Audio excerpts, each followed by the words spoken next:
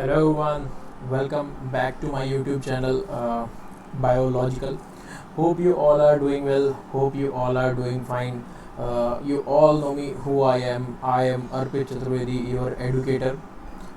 You can find me on YouTube, you can find me at An Academy, you can just search my name on Google, you will be able to find me. You can find me on LinkedIn, you can find me on Facebook or any other platform. And also, if you want to just conversate with me, if you want to contact me, you can just use email ID, that is uh, biological 1116 at the rate gmail.com. Okay, as simple as that. So here we are again with an important topic, again with an beautiful nice topic, great thing, that is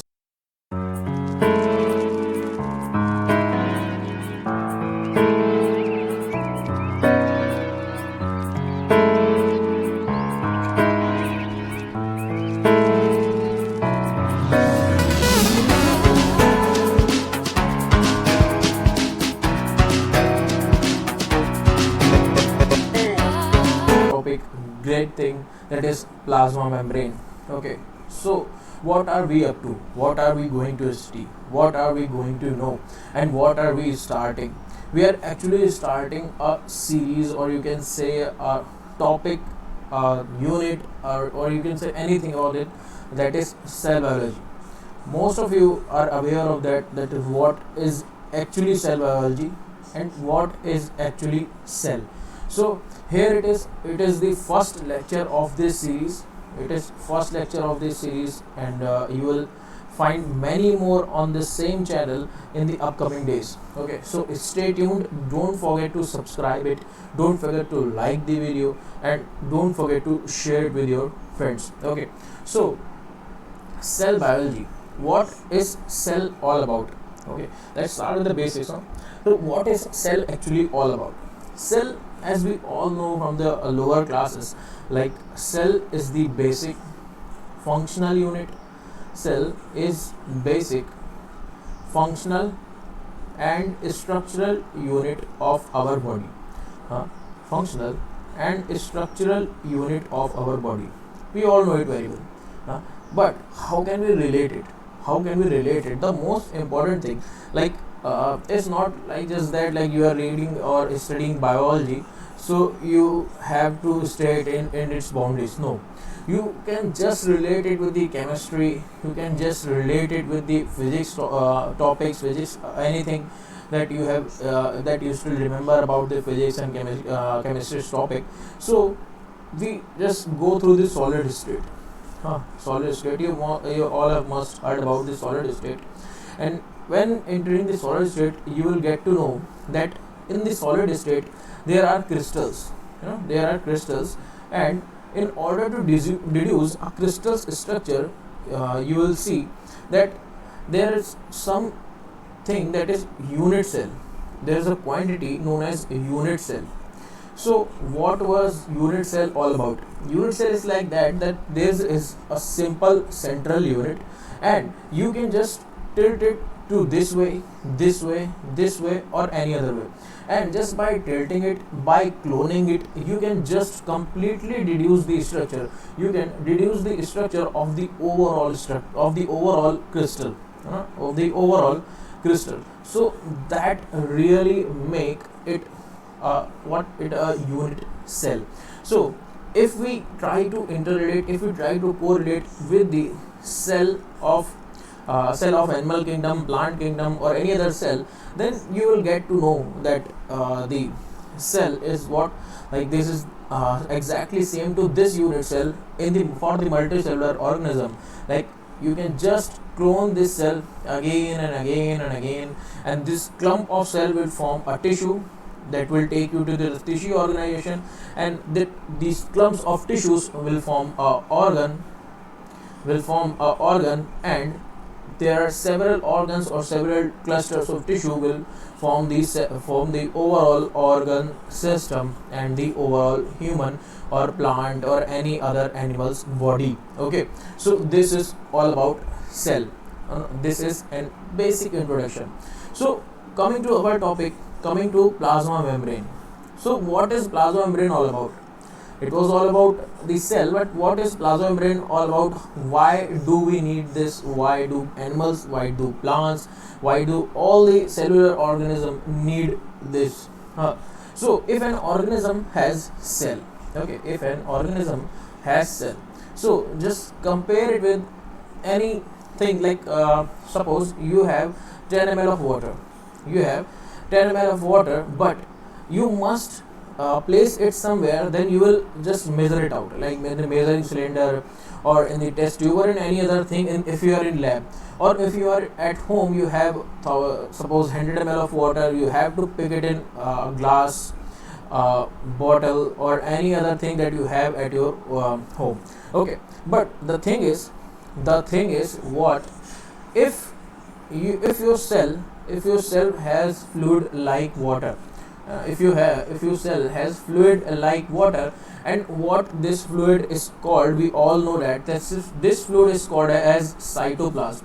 Now this fluid is called as cytoplasm. So there should be a boundary, there should be something like a wall, a thing that keeps this cytoplasm, keep this fresh water, keeps this fresh thing that you have in your cell separate from the surroundings, like this is a glass of water that has 100 ml, of pure water or water that are appropriate for drinking, and it is placed in a bucket of hard water, of any water that is not applicable or not appropriate for drinking, okay. So for drinking purposes, you must keep a boundary between this pure water or this clear water and this dirty water, okay. So you have to make a boundary so that these water cannot mix up. So this kind of boundary is needed for the cell as well. So what is plasma membrane actually doing? Why do we need this plasma membrane? Why do we need this thing? So plasma membrane is doing the same thing for us, like just the glass or any other boundary. Plasma membrane is providing a boundary, plasma membrane is providing a covering to this cytoplasm. And you all know that what is cytoplasm all about. What does this cytoplasm contain? This cytoplasm contains fluid, that is water. This cytoplasm contains organelles. This cytoplasm contain what? This cytoplasm contain nucleus. If it is an eukaryote, and DNA material, nuclear material if it is in prokaryote, freely in the cytoplasm, okay. And many other things like proteins and other things that are revolving inside the cytoplasm, okay. So all these things are necessary for survival of this cell. All these things are necessary for survival of this cell. And if the impurity has entered inside the cell, then this impurity might degrade the proteins, the nucleus, the other organelles, or the functionality of the cell. So the cell must have to prepare itself. It must have the thing to keep it away from these kind of impurities that might affect their survival, okay. So what is playing central role in this thing, or just eliminating the threats of survival? So that is the plasma membrane. So I hope you finally got you must be able to deduce that what actually plasma membrane is. Now why we need plasma membrane, you all must. So what actually plasma membrane is? What thing or what the compounds or the things needed to make it? So if we break down the plasma membrane, if we just go into the depth of the plasma membrane, then we will come with the outcome that plasma membrane is made up of what? Plasma membrane is made up of different chemical molecules. The first thing, the very first thing that is the most important is the phospholipid. Is the phospholipid that you will find in the plasma membrane. And the other thing that you will find in the plasma membrane is the cholesterol. And the most important, the glorious thing, the beauty of the nature, the protein. You will find it, you will find these things, you will find these compound in the plasma membrane, on the plasma membrane, or tether by the plasma membrane. Okay, so we must start with the first component, phospholipid. We must start with the first component, phospholipid. What is phospholipid all about? Okay, so if we break down this word, if we break down this, then we will get the phospho term and the lipid term. So we all must are aware about the lipid molecule. Okay, so what is lipid, what is fatty acid? For example, just for your homework, just go and search what is palmitic acid. I will tell you it is a 16 carbon long saturated chain that contains all carbon, hydrogen, and these chain that we are called as palmitic acid are attached to the glycerol backbone when we develop the triacyl glycerol or the phospholipid molecule. So this palmitic acid and glycerol. So what is the basic structure of glycerol? If we just get to know, so glycerol is so simple, like this. We all know about glycerol. It's too simple. So you have to do nothing. You just have to replace this H with any fatty acid, by forming a ester bond. Okay, by forming a ester bond. There is an ester bond formation between the fatty acid and the glycerol backbone or the carbon itself. Okay, so you will replace this hydrogen and form a ester bond and attach a fatty acid molecule. So when you attach two fatty acid molecule, then we will call it as diacyl glycerol. Okay, diacyl glycerol, and then you have to replace this H with the phosphate group. You have to replace this H with the phosphate group, then we will call it as phospholipid. Then we will call it as phospholipid. So now get back to our plasma membrane, and then we will use this knowledge. Then we will use this phospholipid knowledge. So when looking back at the plasma membrane, you will get to know that by looking at your knowledge or in the prior classes that you must have learned, like in the plasma membrane, you will get a structure like this. Okay, like this. Like if a phospholipid molecule has two moieties or two things, like one is tail and one is head.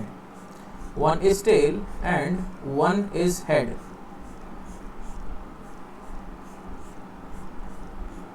So if you just focus on this structure, like so, by looking at this, we will just get to know that this is head and this is tail. So a phospholipid molecules has two tails. A phospholipid molecules has two tails and one head. So what are the portion, or what is forming this head, or what are the portion, or what is forming tail actually? Okay, so head is formed by this region itself.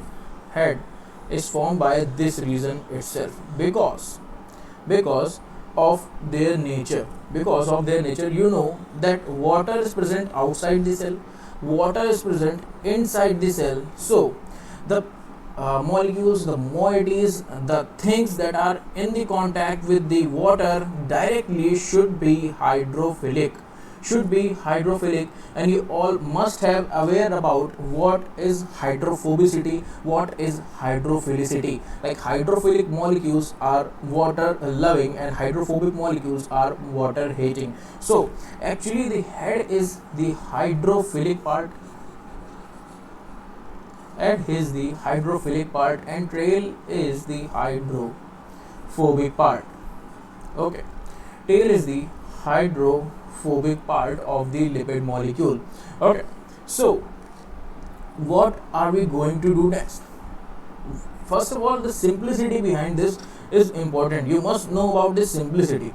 Just go to the simpler and then go to the high level. So these are the two tails, one and two legs, two tails, or you can say anything about that. So these molecules, these fatty acid, we know these are hydrophobic molecules, these are lipid, these are fatty acids. Okay, so these fatty acids are hydrophobic molecules. So why the membrane, why the phospholipid are present as bilayer?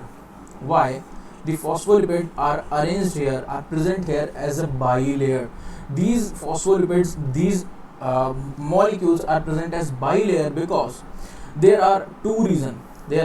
Like these are hydrophobic, these are hydrophilic, then these are hydrophilic, and there is interior that is completely hydrophobic. The interior is completely hydrophobic, and what makes this completely hydrophobic is the complete absence of water here. Okay, complete absence of water here. So just think that the phospholipid molecules are forming a single layer. And these are arranged like this. So this is the membrane. So here is water outside the cell, and here is water also inside the cell. So how would this type of arrangement would cope up this type of problem? Okay, the water will be directly in contact with the hydrophobic molecules. That is just not acceptable. So what would this cell would make? What would this membrane would make? This membrane would make something like it would break it up, it would got broken, and like it would deteriorate the complete structure. Okay, so that is just not acceptable.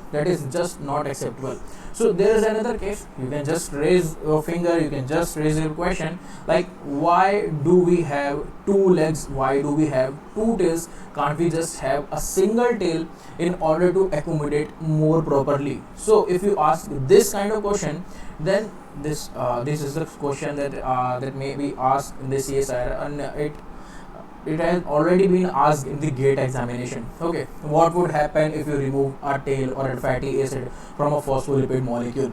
So what you will get like a structure like this. And what do you call this structure? You call this structure a mycel. Okay, mycel. Like all these hydrophobic tails just wrapped around each other and form a hydrophobic moiety in between the center, and surrounded by the hydrophilic heads. Okay, hydrophobic tails come inside the interior, or come to the interior, and the hydrophilic heads will be covering it all around. Okay, so this will be the structure that you will get once you will remove a tail and make it a single tail or single leg structure. So this is the only acceptable, this is the only way possible that could make this bilayer, that could make this overall structure stable and working as well. So this is all about the first thing. That we need. The second thing that is needed, the second molecule that is needed, are the proteins. So we all must have heard about the property of the plasma membrane. The one and only the great property is the selectivity. Like if you ask someone, like what is the thing that makes plasma membrane so useful, too useful for us? So someone will say that the plasma membrane is selectively permeable membrane. Like this is the membrane, this is the interior, this is the exterior. You cannot just make a boundary like that. Cannot one a molecule cannot go outside or another molecule cannot come inside. You cannot just make a boundary like this, because there must be some cellular excretory chemicals, excretory compounds that should be going outside the plasma membrane, or that are necessary to be excreted out of the cell. Okay, and cell will be needed many molecules, many compounds for its growth, and the major one is glucose. Okay, for the cellular respiration, for the cellular metabolism, glucose is needed in a very great amount. Okay, so it's necessary for the movement of glucose from the exterior of the cell to the interior of the cell. So plasma membrane is all about the selectivity. Like plasma membrane has to select, plasma membrane has the capacity to select the molecule. Like there are several molecules on the outside of the cell, and plasma membrane will select the exact one molecule that has to be passed from the itself. Okay, from itself, from the exterior of the cell to the interior of the cell. So what brings this kind of selectivity, what brings this kind of specificity to this plasma membrane? So you should thank the proteins about this. You should be thankful to the protein for this great achievement of plasma membrane. Proteins are what? Proteins are the carriers, protein are the channels, protein are the pathways, protein are the gateways for these molecules to move from outside to the inside of the cell, or inside to the outside of the cell. So how are these proteins are arranged along with the plasma membrane? These proteins are arranged in three different manner. Okay, see, these proteins are arranged in three different manners. Like one is the integral protein. Second is the lipid anchored.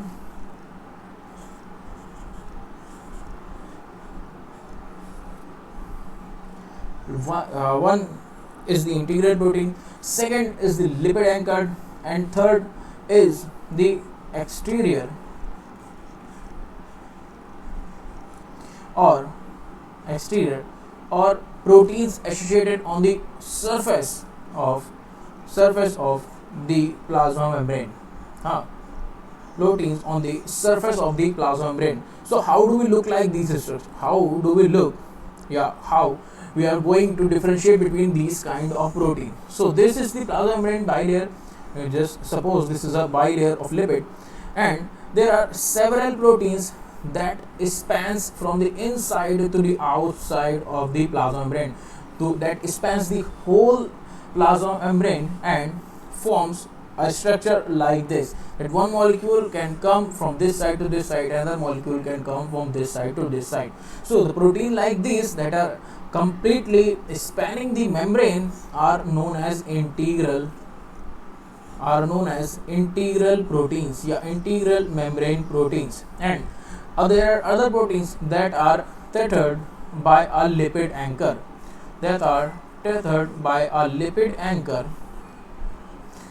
and remain like this. For example, there is an enzyme that is adenylate cyclase, and you will find that enzyme like tethering in such a way. Okay, and there are other proteins like these are arranged like these on the surface, that could be interior as well as exterior surface of the plasma membrane. And when the proteins are arranged like these, so how these are connected, how these are attached with the plasma membrane? These are attached by the hydrophobic interactions. Okay, someone might ask this question to you, like what is the connection, what is the force that keeps these protein and lipid molecule together? And that is the hydrophobic interaction.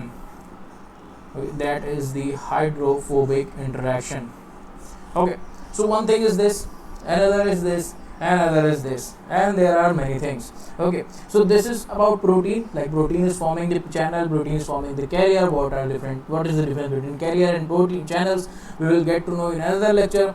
Now there is a special thing, there is a great entry, like molecule, compound, you can say anything. This is cholesterol, and this is like the god of plasma membrane. And there is another name that is given to this molecule, is like what we say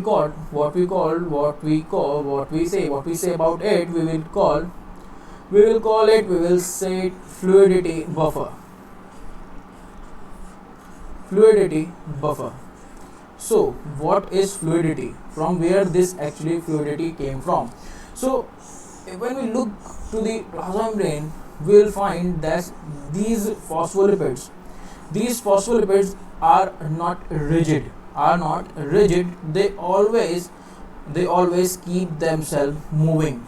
Like this phospholipid, this lipid will come here, this will come here, this will go down, this will go up, and some like this. Like these kind of movements are like continuous movement. These are in continuous motion. Okay. So this property of plasma membrane is called as fluidity. Okay. This property of plasma membrane, or this property of phospholipids, are called as fluidity. So there are two things. When we look back to temperature, effect of temperature, like fluidity is there is a continuous fluidity, but when you increase the temperature, and suppose there is no cholesterol present in between these phospholipids, so when we increase the temperature, what we will get? By increasing the temperature, we will just look that there is a sudden change, there is a sudden increase in the fluidity of the membrane. And if we increase the temperature again and again, or we can increase the temperature bound or just beyond a certain limit, we might break down this plasma membrane as well because of the high fluidity. Okay, this is one thing. Another is the lower temperature. If we lower the temperature, then by lowering the temperature, we will just downgrading, we will just degrading, we will just decaying the fluidity of this membrane, of this phospholipid.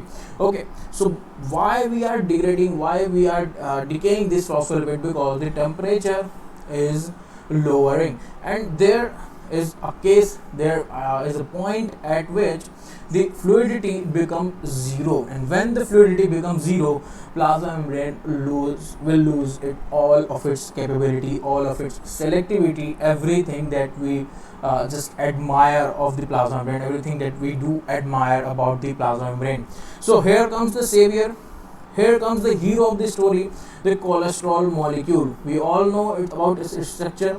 It has a hydrophobic part, it has a hydrophilic part, like it has an OH that keeps itself, and the other part will remain like this. Okay, OH will be on outside, the other 4 rings on the inside.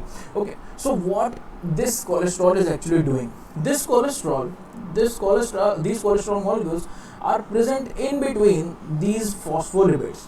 Okay, these cholesterol molecules are present in between these phospholipids. Okay, so going back to the first case, while we are increasing temperature, so there is a sudden increase in the temperature, and you will just see a increase in the fluidity, but up to a certain limit. Because in the previously, what we were seeing, when cholesterol was absent, like increase in the temperature will cause the deterioration of the membrane, but not now. Now we have the savior, now we have the cholesterol.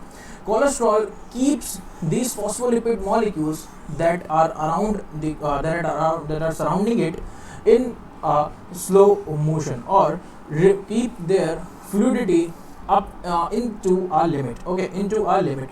It doesn't matter how much you are increasing temperature, like at certain point of 5 to 10 degrees Celsius, it will cope up as a buffer. Okay, they will work as a buffer. Like you are increasing 5 to 10 degrees Celsius, 20 degrees Celsius, they will cope up with the change. Okay, they will cope up with the change, and there is a lower possibility of the degradation of the membrane. So there is one case. This again, another case is the lowering of temperature.